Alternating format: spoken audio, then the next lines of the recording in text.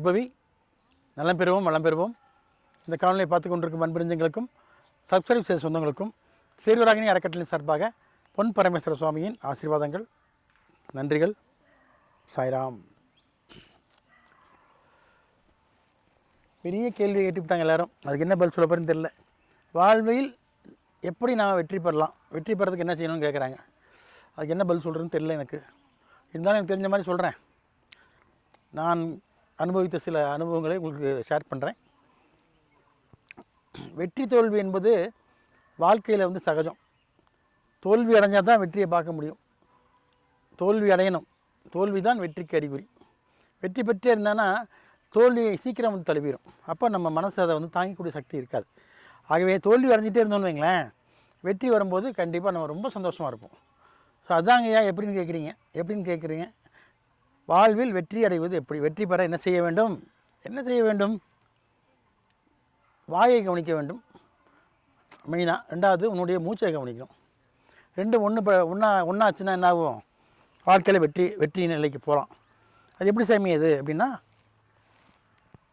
வாயை கவனிக்கிறேன் என்ன, நீ பேசுவதற்கு முன்பு அது ஜோக்காக இருந்தாலும் பரவாயில்ல, இல்லை விஷயமாக இருந்தாலும் பரவாயில்ல, இல்லை உன் கருத்து சொல்கிற மாதிரி இருந்தாலும் பரவாயில்ல, இந்த கருத்தை சொல்லும்போது எதிராளிக்கு ஏதாவது பாதிப்பு ஏற்படுமா, அவங்க மனசு சங்கடப்படுமா, இல்லை சந்தோஷப்படுவாங்களாங்கிறது யோசிக்கணும். முதல்ல உனக்கு நீ கேட்டு பார்த்துக்கணும். அந்த கேள்வியை உனக்கு சூட் ஆகுதான்னு பார்க்கணும். கண்டிப்பாக சூட் ஆகாது. யாருக்குமே எதிராளியை பேசக்கூடிய பேச்சு எதுவுமே நமக்கு சூட் ஆகாது. அப்போ அதே மாதிரி அவனுக்கு அது சூட் ஆகாது. அப்போ என்ன பண்ணணும்? அது பேசக்கூடாது. பேச்சை குறைச்சிடணும். சும்மா இருன்னு சொல்லிட்டு போனார்ல யார்? ரமணர். அது மாதிரி தேவையான விஷயங்களை வெளியே வார்த்தையை விடும் பொழுது அதை நம்ம என்ன பண்ணணும்? ஜோடித்து தான் விடணும். வார்த்தைகளை நம்ம சொல்லும்போது யார் மனசையும் புண்படுத்தாத மாதிரி நம்ம பேசணும். அது பேசுகிறது சாதாரண விஷயமே இல்லை. அதுக்கு நீங்கள் பேசாமல் இருக்கிறது மேல் ஒன்று. ரெண்டாவது மூச்சை கவனிக்க சொன்னேன். ஸோ மூச்சை கவனிக்கணும் எப்படி? அதான் மூச்சு அது பாட்டுக்கு உள்ளே போயிட்டு வந்துட்டு தானே சாமி இருக்குது. அது பாட்டுக்கு வேலையை செய்யுது. நீ அதை கவனிஞ்சா என்ன ஆகும்னா, இன்னும் உன்னுடைய ஆன்மா சுத்தப்படும். ஆன்மான்னு என்னது? உன்னை ஓட்டக்கூடிய டிரைவர். நீ கார் தான். உன்னை கண்ட்ரோல் பண்ணுறது யாருன்னா அந்த ஆன்மான்னு சொல்லக்கூடிய சோல். அது எங்கன்னா நம்ம உடம்புலேருந்து ஒரு அரை அடி தூரத்தில் இருக்கும். ஒளி உடல்னு சொல்லுவாங்க தமிழில். இங்கிலீஷில் ஆராஸ்ன்னு சொல்லுவாங்க. அதுதான் என்ன பண்ணும்? இந்த சூழ உடலை கண்ட்ரோல் பண்ணும். முதல்ல மனிதனுக்கு வரக்கூடிய எந்த ஒரு வியாதியும் சரி, எந்த ஒரு சந்தோஷமும் சரி, எந்த ஒரு துக்கமும் சரி, எந்த ஒரு கோபமும் சரி, எல்லாமே முதல்ல அந்த ஒளி உடலை தாக்கிட்டு தான் உள்ளுக்குள்ளே சூழ உடலை பாதிக்கும். அப்போ சூழ உடலை பாதிக்கும் போது தான் நம்ம நோய்வாய்ப்படுறோம், டென்ஷன் ஆகிறோம், தேவையில்லாமல் சோகமாகறோம், சந்தோஷமாகறோம். அவ்வளோதான். அப்போது நம்ம ஆன்மாவை கவனிக்க சொன்னால் யாருக்கும் ஆன்மா எங்கே சாமி இருக்குன்னு தெரியாது. மூச்சை கவனிக்கலாம். ஏன்னா மூச்சு உள்ளே போய்ட்டு வருதில்ல, அதை ஃபீல் பண்ணிங்களா? ஸோ அந்த உணர்வுகளை நம்ம கவனிக்கிறோம். உணர்வுனா என்ன? அடுத்த உணர்வு இல்லை, உணர்வை நீ கவனி. உனக்குள்ளே இருக்கக்கூடிய சிங்கத்தை தட்டி எழுப்பு. சிங்கம்னா என்ன? உடம்புக்குள்ளே இருக்கக்கூடிய உயிர் சக்தி. ஸோ உயிர் சக்தியை வச்சு தான் உடல் இயங்குது. உடல் இயங்கினா தான் ஆன்மா அந்த உடலில் குடியிருக்க முடியும். இல்லைன்னா என்னாகும்? மரணம் சம்பவிச்சா அந்த உடலில் ஒன்றுமே இருக்காது. டிரைவரும் ஓடி போயிடுவார். ஆன்மான்னு சொல்லி டிரைவரும் ஓடி போயிடுவார்.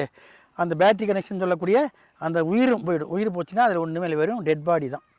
அது கொண்டு குப்பையில் தான் போடுவாங்க. அப்போது மூச்சை கவனிக்கணும். திரும்ப சொல்கிறேன். எப்போ இருந்தாலும் சும்மா இருக்கிற இடத்துல நீங்கள் மூச்சை கவனிச்சிங்கன்னா போதும். கண்ணை திறந்துட்டு மூச்சை கவனிங்க. தயவுசெய்து கண்ணை மூடிட்டு மூச்சை கவனிக்கக்கூடாது. கண்ணை மூடி நீங்கள் மூச்சை கவனிச்சிங்கன்னா தூங்கிடுவீங்க, தூக்கம் வந்துடும்.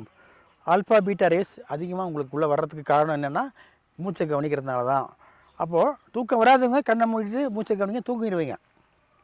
ஆனால் வாழ்க்கையில் நிறைய விஷயங்கள் சாதிக்கணும்னு நினைக்கிறவங்க கண்ணை திறந்துட்டு மூச்சை கவனிங்க. அப்போ என்னாகும்? உன்னுடைய ஆன்மாவில் இருக்கக்கூடிய கர்மாக்கள், அழுக்குகள் களையப்படும். என்ன சாமி சொல்கிறீங்க? நம்ம இந்த ஊழ்வினையை கழிக்கிறதுக்கு தான் பிறந்திருக்கிறோம்.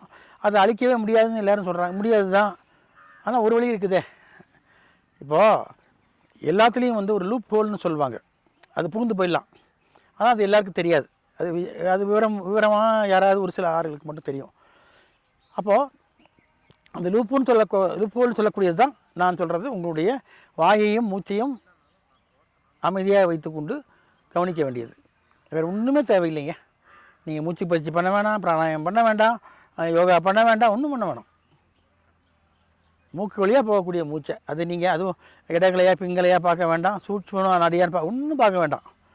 காற்று உள்ளுக்குள்ளே போகுதா, எங்கே போகுது, எதுக்கு போகுது, அந்த கேள்வியை மனசுக்குள்ளே கேளுங்க. உங்களுக்கே தெரியும் எதுக்கு மூச்சு உள்ளே போகுது, ஏன் வெளியே வருது, கேட்டு பாருங்களேன்.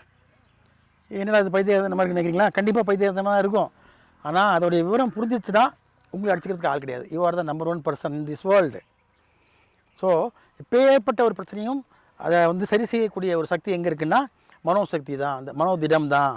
ஸோ மனோதிடம் வர்றதுக்கு என்ன பண்ணணும்னா அந்த ஆக்சிஜனை நம்ம என்ன பண்ணணும், இன்டேக் பண்ணணும். இன்டேக் என்ன, உள்ளே இழுக்கிறது கிடையாது, அதை வந்து வாட்ச் பண்ணணும்.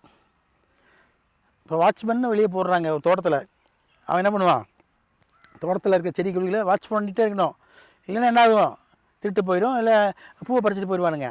அப்போ வாட்ச்மேனுங்கிற மாதிரி we all are the watchmens for the breath, inhale and exhale, that's all. இதை மட்டும் நீங்கள் பண்ணி பாருங்கள். கண்டிப்பாக என்ன ஆகும், வாழ்க்கையில் பல உயரங்களை எட்டி பிடிச்சிடலாம். இதுதான் நீங்கள் வாழ்க்கையில் உயரத்துக்கு உண்டான ஒரே வழி, பாக்கியெல்லாம் செகண்டரி தான் என்று சொல்லிக்கொண்டு நிறைவுறுகிறேன். மீண்டும் சந்திப்போம். சாய்ராம்.